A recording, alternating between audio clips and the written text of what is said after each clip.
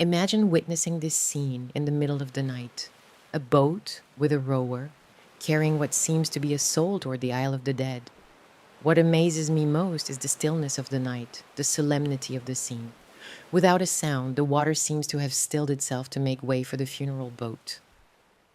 What happens when the boat reaches its destination? No one knows, at least no mortal does. And perhaps that is the true beauty of this painting. It makes us participants in this magical moment, in this spiritual instant where reality mingles with the unreal. It is almost as if we were interrupting this sacred moment when the soul approaches its final dwelling place.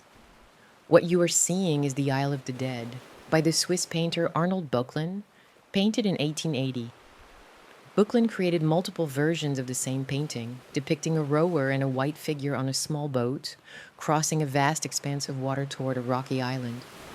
The object accompanying the figures in the boat is generally identified as a coffin, and the rower as Charon, the ferryman who, in classical mythology, carried souls to Hades. Thus the water would represent the river Styx or the Acheron. The passenger dressed in white would be a recently deceased soul in transit to the afterlife. On the small islet stand tall, dark cypress trees, trees associated with cemeteries and mourning. Böcklin never explained the meaning of his painting. In fact, the title of the work was not his own, but was given by the art dealer Fritz Gorlit, who named it in 1883.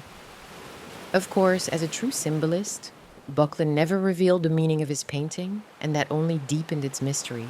But we know that near his studio in Florence, he was Swiss but moved to Italy, was the cemetery where the remains of his little daughter Maria rested. In total, Böcklin had lost 8 of his 14 children. It is no wonder that he often thought about death. The first version of the painting, personally my favorite, is currently housed in the Museum of Art in Basel. It was created in Florence in 1880 at the request of Princess Marie Berna, who commissioned the work asking Böcklin to paint something that would make her dream. Her husband, Dr. Georg Berna, had recently passed away. The Isle of the Dead endures because it is more than a landscape. It is an archetype. Böcklin did not paint a specific mythological scene, nor a defined religious allegory.